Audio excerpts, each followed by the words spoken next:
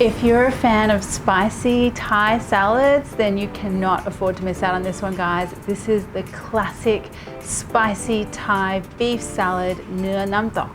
Okay, so there are a couple of little tips and tricks and some ingredients here to get the flavors totally on point in like a traditional kind of way. So first up, we're gonna do a very simple marinade for our beef. I'm gonna start off with some palm sugar.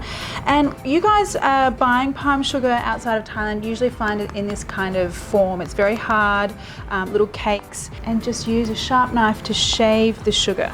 Now the reason you want to get a really nice fine shaving here is because you want the sugar to be able to dissolve in your salad dressing and the marinade. And if you sort of hack it off in clumps, that won't happen. Now I want about 3 teaspoons or so.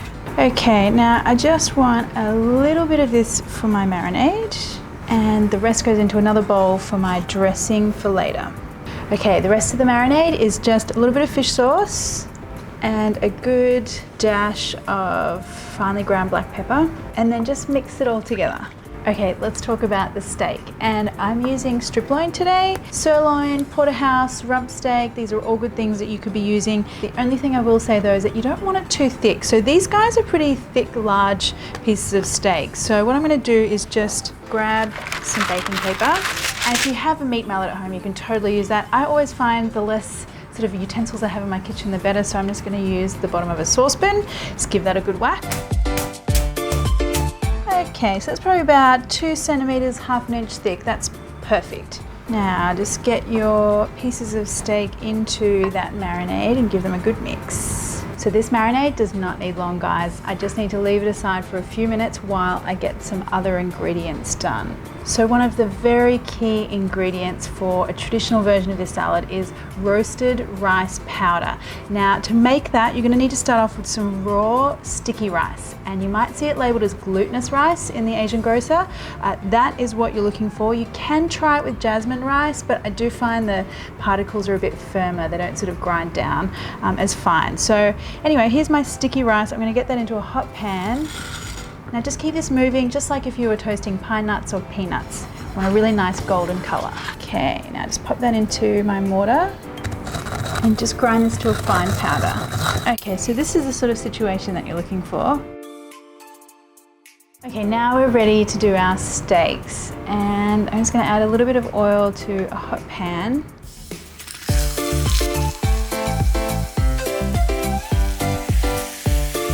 Now, what I do here when I'm cooking steaks at home is I wait for a really nice, beautiful dark color on the first side. So I just let it sit there for a little while. Once I get that color, then I'm gonna turn it over, turn the heat down a little bit, and keep flipping the steak until it's evenly cooked all the way through. Oh, that color is really nice. Now, whenever I'm doing strip loin or sirloin and there's that layer of fat on the outside of the steak, I always like to make sure I upend the steak and really get some color and render away some of that fat as well. Okay, so I can tell by just poking that steak with my finger that that is a nice medium rare. Okay, steaks definitely need to rest. So let those guys just settle down and rest a little while we make our salad dressing.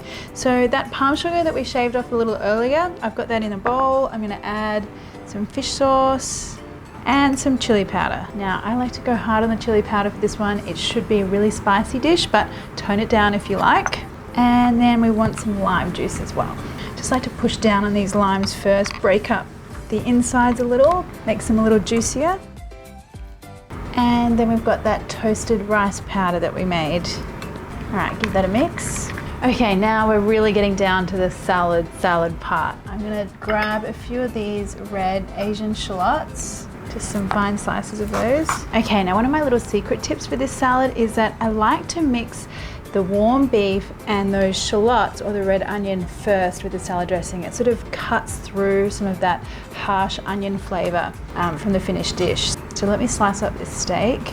And the idea here is you want really fine, thin slices. So as with almost any Thai dish, this is meant to be eaten with rice and with a fork and a spoon. So it should be so fine and tender that you can eat it with rice and without a knife. Now pile that beef in on top of those shallots.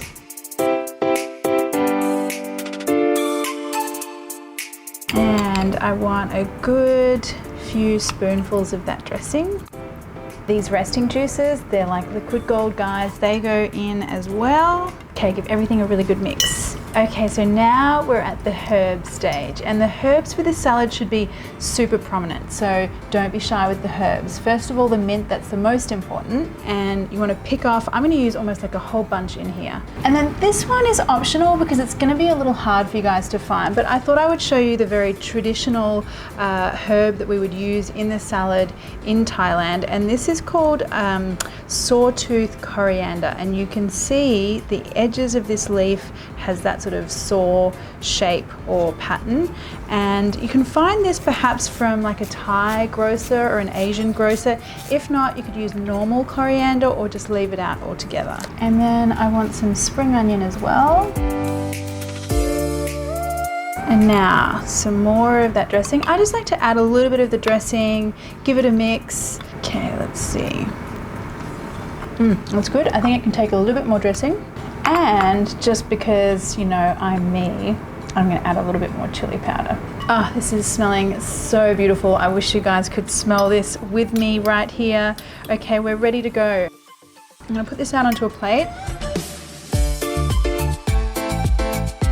And then here in Thailand, we serve this with a few other little things. We take some cabbage, and because this is typically quite fiery, what you do is you eat some of the salad and then you pick off some of these cabbage leaves, and that kind of cools down your palate a little bit as you're eating it. And then the other thing that cools down your palate while you're eating the very spicy salad are snake beans. So you can see these are quite a lot longer than regular green beans.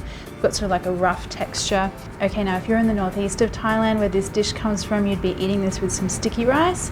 When I'm eating at home, I usually just serve it with some steamed rice or just on its own if you can handle the spicy.